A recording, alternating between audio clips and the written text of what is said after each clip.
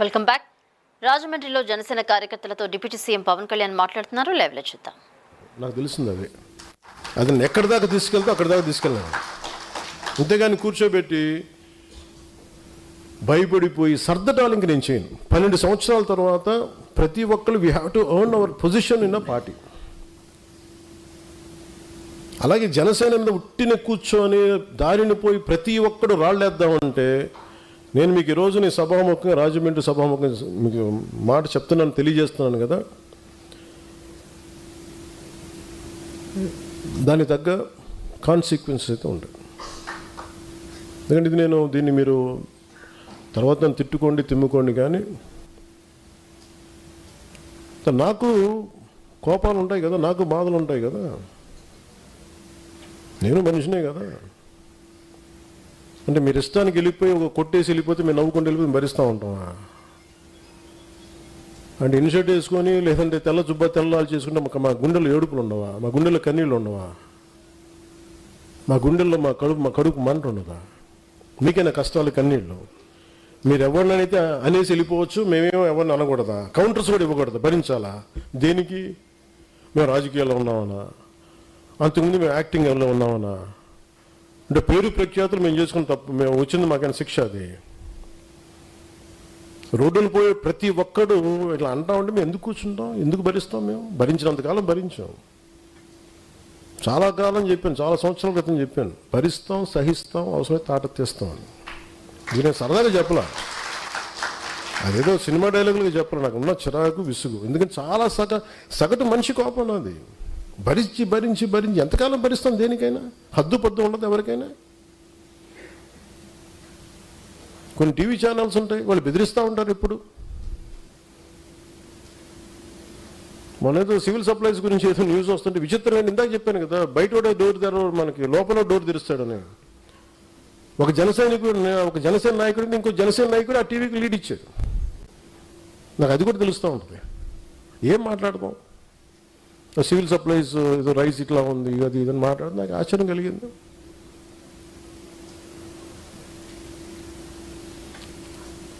ఎప్పుడైనా సరే ఎదుటి శత్రువుతో యుద్ధం చేద్దామని మనం వెళ్తుంటే పక్కన వాళ్ళు పొడి చేస్తూ ఉంటే ఎక్కడ ముందుకు వెళ్తాం?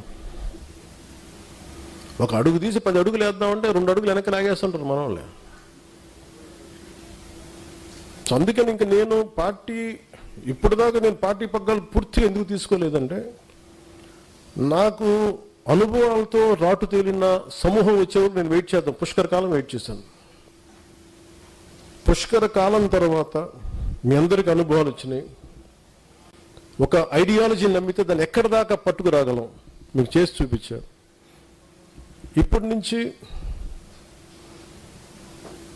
పార్టీకి సంబంధించిన కార్యాచరణ చాలా బలంగా ఉంటుంది, చాలా చాలా చాలా బలంగా ఉంటుంది. ఎందుకంటే నేను ఇంకా నాయకులు తప్పులు కానీ ఎవరైనా సరే నేను ఉపేక్షించాను, నేను పబ్లిక్గా చెప్పేస్తాను. ఎందుకంటే మీరు పబ్లిక్గా మీ ఇష్టాలకి మీరు మాట్లాడేస్తున్నప్పుడు నేను మిమ్మల్ని కూడా నుంచోబెట్టేస్తాను, కార్యకర్తల ముందు నుంచోబెట్టేస్తాను. ఒక కార్యకర్త తప్పు చేస్తే మిగతా కార్యకర్తలు కూడా దాన్ని కరెక్ట్ చేసుకోవాల్సిందే. మనందరం కలిసి ఒక తాటిపైన నడుద్దామంటే అందరికీ బాధ్యత లేకపోతే, మటుకు ఏకాభిప్రాయం లేకపోతే మీరు ఉండదు దీంట్లో. సంతోషంగా వెళ్ళిపోయి నాకు ఇబ్బంది లేదు. ఒక సైనిక పఠాలంలాగా ముందుకు వెళ్ళాలంటే అందరూ ఫార్వర్డ్ మార్చి వెళ్తుంటే మీరు బ్యాక్వర్డ్ మార్చి, మీరు సైడ్ వేస్ మార్చి, లేదని బాయినెట్ తీసుకొని పక్కన డొక్కలో పొడుస్తూ ఉంటే మటుకు ఊరుకోం. నేను చాలా చాలా నలిగి భరించి విసిగిపోయి ఉన్నాను ఇక్కడ. ఇట్స్ ఎనఫ్ అనిపించింది నాకు. మీరే అవాయిడ్ చేసి నా దాకా తీసుకురాకండి.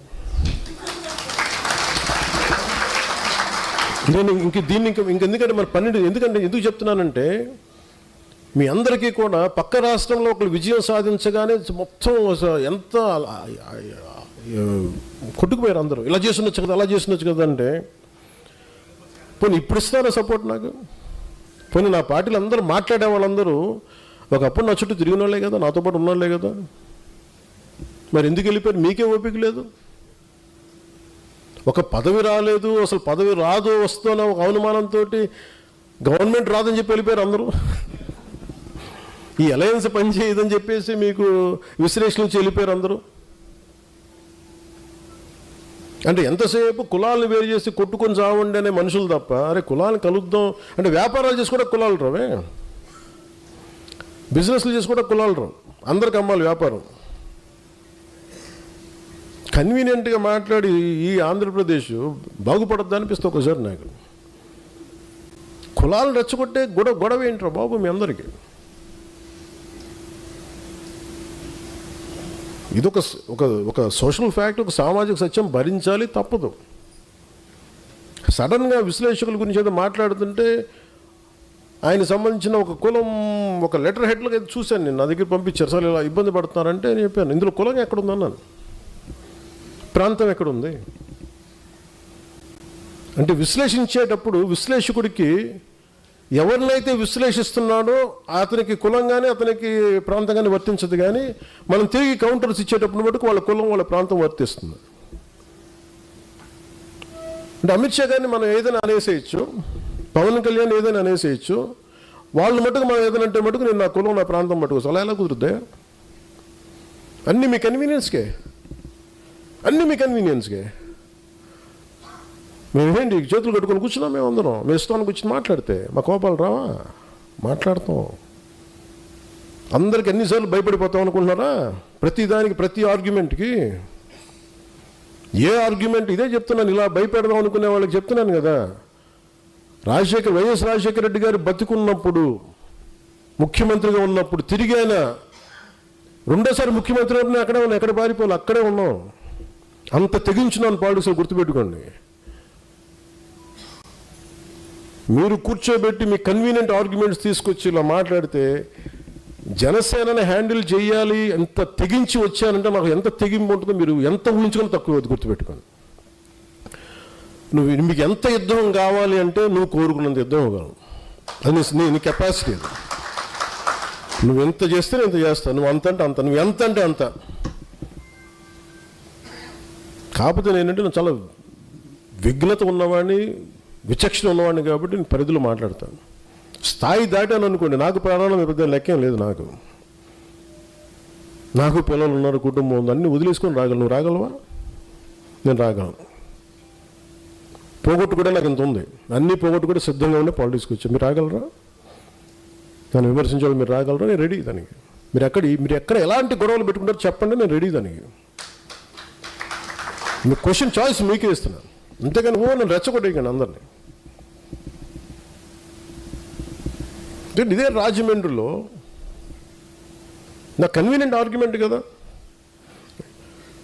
అంటే ఈరోజు టాపిక్ ఎందుకు తీసుకున్నానంటే, విశ్లేషకుడి గురించి ఎందుకు తీసుకున్నానంటే, జగన్ అనే ఒక వ్యక్తి ఆయన జైలుకి వెళ్ళిపోతే పవన్కి ఏదో మరి వాళ్ళ పిచ్చి లాజిక్ ఏంటో నాకు అర్థం కాదు, కానీ ఆ తెలివితేటలు నాకు అర్థం కాదు. కానీ మరి అలాంటప్పుడు అదే తెలివితేటలు దాన్నే బేస్ చేసుకుని చంద్రబాబు గారు జైల్లో ఉన్నారు కాబట్టి రైట్ టైంలో పాలిటిక్స్ మనం ఇప్పుడు వెళ్ళిపోదాం, ముఖ్యమంత్రి అయిపోవచ్చు అనుకోవచ్చు కదా. అది కూడా పాసిబిలిటీ ఉంది కదా. అలా అనుకుంటే అయిపోతావా? అలా అనుకుంటే జరిగిపోతే ఏమో అన్నీ నువ్వు జరగచ్చు, జరగకపోవచ్చు, but that is not my value based కదా. నా మోరల్ ఫైబర్ వర్క్ అది కాదు, నా మోరల్ ఫ్రేమ్ వర్క్ అయితే అది కాదు. ధైర్యంగా నిలబడి మాట్లాడి శత్రువు బలంగా ఉన్నప్పుడు కొడతాను నేను, గుర్తుపెట్టుకోండి. శత్రువు బలహీనంగా ఉన్నప్పుడు నేను కొడను, బలంగా ఉన్నప్పుడు నేను బలంగా కొడతాను. అంతేగా నేను కూర్చోబెట్టి నువ్వు బలహీనంగా ఉండి నీకు జబ్బు వచ్చినప్పుడు తోసినట్లు, నువ్వు బాగా ఆరోగ్యం పుంజుకో, బాగా బలంగా పెరుగు, అప్పుడు కొడతాను నేను. అందుకని మీరు ఇవన్నీ కూర్చోబెట్టి నా దగ్గర వచ్చాయి. అలాగే టీవీ ఛానల్స్ కొన్ని ఉన్నాయి, మీరు 2-3 ఆర్టికల్స్ వేస్తారు, వెంటనే నేను ఈరోజు చెప్తున్నాను, అలాంటి అన్ని టీవీ ఛానల్స్ కానీ కొంతమంది certain websites, certain social media handles మీరందరూ ప్రభావితం చేసే స్థాయిలో మీరు ఉన్నారనుకున్నారు కాబట్టి మేము కూడా మీకు ఎదురుదాడి చేస్తాం, గుర్తుపెట్టుకోండి. మీరు మమ్మల్ని వ్యక్తిగతంగా అంటే మేము కూడా మిమ్మల్ని అంతే ఈక్వల్ అండ్ ఆపోజిట్ అని చెప్పాను కదా. నువ్వు నన్నంటే నేను కూడా నిన్ను అంతే అంట, నువ్వేమంటావు నేను అదే అంట. చాయిస్ నీకు ఇస్తున్నా. ఎందుకంటే సహనం, మితిమీరిన సహనం చేతకంతనం అయిపోతుంది. ఒక మహర్షి ఒక ఆయన కూర్చోబెట్టి ఊరంతా వెళ్తుంటే ఒక యోగి ఆత్మకథల కథ ఉంటుంది. ఆయన వెళ్తా ఉంటే ఒక మొత్తం ఊరి వాళ్ళందరూ చెప్పారంట వచ్చి, ఈ ఊర్లో ఒక పాము ఉంది, నాగు పాము ఉంది, అందరినీ కాటేస్తుంది, ఇబ్బంది పెట్టేస్తుందంటే మీ దివ్యశక్తులు దాన్ని చేయండి అంటే, ఆ నాగుపాము ఆయన కని దగ్గరికి వెళ్ళాడంట. నువ్వు అలా కాటేయకు, అది ఇది చేయకంటే సరే అని చెప్పి ఆయన ఒప్పుకుంటే, కొన్ని రోజుల తర్వాత మళ్ళీ అదే ఊరుకుండా వెళ్తే మళ్ళీ ఈసారి నాగుపాము కనిపించిందంట, చిన్న దెబ్బలతో కనిపిస్తుందంట. ఏంటంటే నువ్వే చెప్పావు కదా కాటేయొద్దని, కాటేపు అందరూ నన్ను కొడుతున్నారు అందన్న. ఆయన అన్నదేనంటే కాటేయొద్దని బుసగొట్ట పని చెప్పలేదు కదా అంటే, కనీసం అంటే మనం వదిలేస్తే ఇంత చావు కొట్టేస్తారు. ఉదాహరణకు ఒక టీవీ ఛానల్ హెడ్ ఉంటాడు,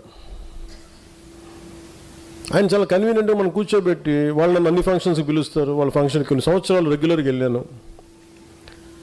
వాళ్ళ ఫంక్షన్కి వెళ్ళలేదు అనుకోండి, వెంటనే నా మీద నెగిటివ్ ఆర్టికల్ రాసేస్తారు, జనసేన పార్టీ మీద ఒకటి రాసేస్తారు.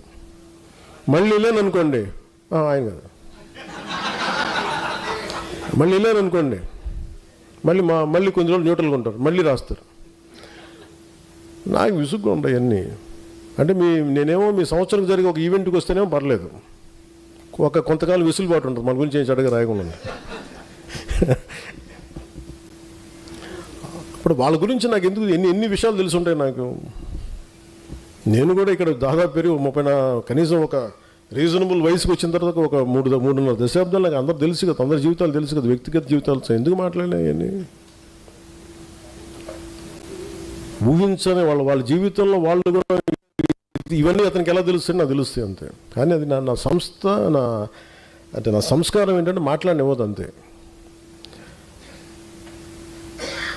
అందుకని దయచేసి జనసేన నాయకులకు కానీ ఇంకా మీరు మెత్తగా ఉండకండి. నేను మౌనంగా ఉన్నానంటే మెత్తగా ఉన్నాను కాదు, గట్టి పడతానని అర్థం. ఒకసారి నేను కామ్గా ఉన్నానంటే నేను సహనంగా ఒక సరైన సమయం కోసం చూస్తానని అర్థం, అంతేగాని బలహీనత కాదు నాకు అది. 2 సంవత్సరాలు కూర్చోబెట్టి ఏం మాట్లాడట్లేదు, మమ్మల్ని గుర్తించట్లేదు, అలయన్స్లో కొన్నిసార్లు ఇబ్బందులు నన్ను పట్టించుకోవట్లేదు ప్రతిసారి చెప్తా ఉంటే, నేను బాధ్యతలు అప్పగిస్తే ఎవరన్నా నేను ఒక వ్యక్తిని పెడితే మనోహర్ గారిని పెట్టాను చాలాసార్లు, మనోహర్ గారి మీద 100 మంది కంప్లైంట్లు, హరిప్రసాద్ గారిని పెడితేనేమో ఆయన మీద ఒక కంప్లైంట్లు. ఆయన ఒక పెద్ద ప్రముఖ దినపత్రికలో పనిచేసి రిటైర్డ్ అయిన వ్యక్తి ఆయనకి నాకు ఆయన అవసరం ఉంది కానీ ఆయనకి నా అవసరం లేదు. వాళ్ళందరూ ఇష్టపడి వచ్చారు నాకేదో చేయడానికి. ఇలాంటి వాళ్ళందరినీ కూర్చోబెట్టి మన వాళ్ళే ఇట్లా మాట్లాడుతూ ఉంటే నేనేమనుకున్నానంటే, దీనికి ఫర్ ఎగ్జాంపుల్ ఒక పార్టీ నడపాలి అంటే ఒక మిలిటరీ యూనిట్ నడిపినట్టు డిసిప్లిన్ కావాలి. అలాగే